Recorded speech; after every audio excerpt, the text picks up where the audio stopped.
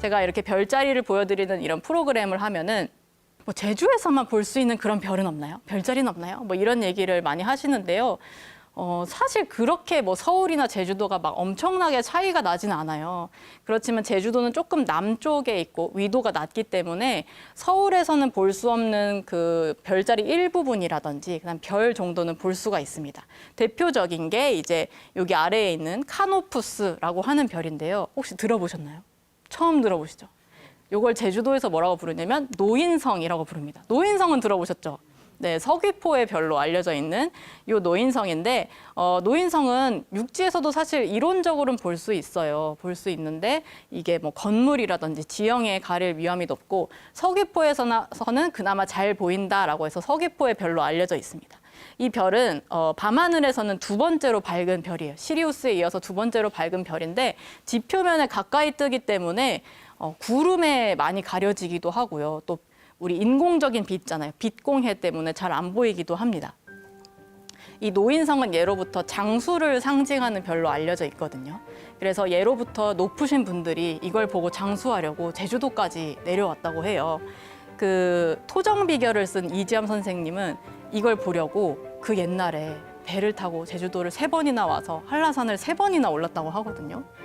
제가 생각하기엔 이 별을 보고 장수하는 게 아니라 그 정도의 체력과 열정이 있으면 장수한다. 장수 안 할 리가 없다 싶어요.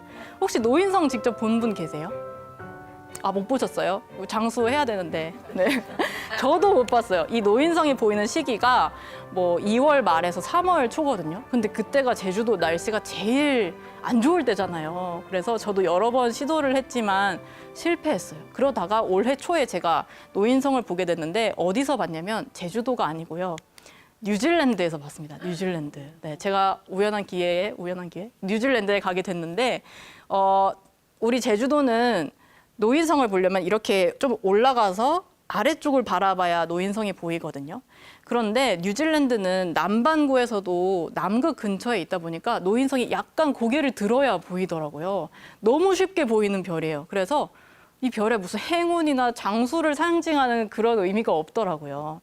그래서 이렇게 같은 별이더라도 어디서 보냐에 따라서 다른 의미를 지닌다는 게 저는 굉장히 재밌었습니다. 어쩌면 우리는 되게 흔히 볼 수 있는 별인데 이쪽 남반구 사람들에게는 굉장히 귀한 그런 별이 또 있을 수도 있죠. 자, 그리고 이번에는 제주에서 제가 가장 아름답다고 생각하는 별자리를 준비했어요. 거의 안 보이시죠?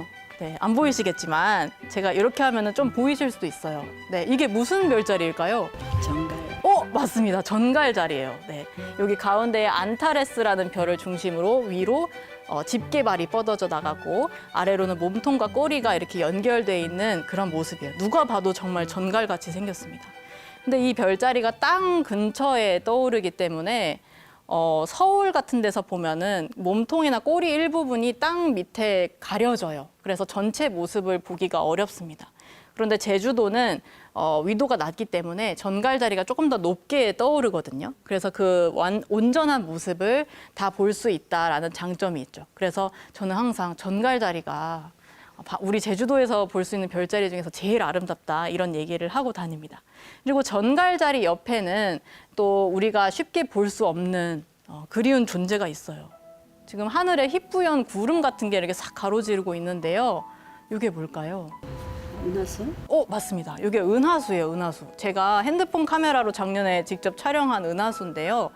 이거를 어떻게 찍게 됐냐면 제가 작년 한 9월쯤에 태풍이 온다고 해서 밖에 안 나가려고 했다가 생각보다 바람이 좀 세지 않아서 운동장에 한번 나가봤어요. 운동을 하려고 나갔습니다. 근데 하늘이 너무 깜깜한 거예요. 태풍이 온다고 하니까 어선이 안 떴구나라는 걸 알게 된 겁니다. 그래서 하늘이 그렇게 깜깜했던 거예요.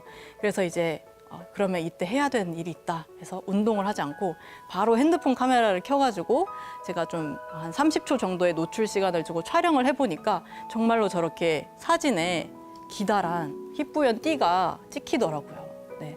그러고 나서 이제 맨눈으로 그 위치를 보니까 살짝 구름 같은 게 낀 것처럼 보이긴 한데 맨눈으로는 저렇게 보이지가 않았습니다. 이 여름철은 그 은하수가 밤하늘을 가로지르는 시즌이거든요. 그래서 많은 뭐 천체 사진을 촬영하는 사람들이 이 은하수와 주변에 있던 별들을 촬영하려고 여름에 많이 뭐 제주도를 찾기도 하고 뭐 여러 어두운 지역들을 찾기도 해서 하는데요.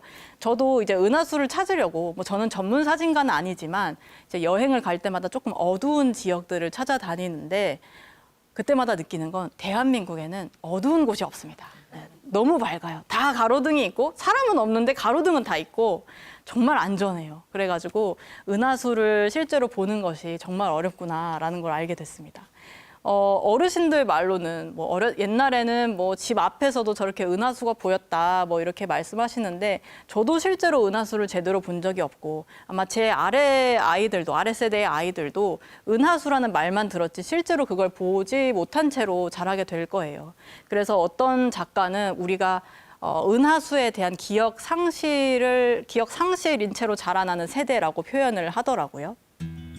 그래서 우리가 뭐 물론 편리함을 위해서 제가 최근에도 뭐 천백고지에 이제 그런 등산객들을 위해서 가로등을 설치한다라는 그런 기사를 본 적이 있는데요. 우리의 편리함도 좋고 우리가 이제 야경이라고 그걸 일부러 찾아가서 보기도 하는데 그런 아름다움도 좋지만 그런 인공적인 아름다움 때문에 자연적인 아름다움을 좀 잊고 사는 건 아닐까라는 그런 생각을 하게 됐습니다.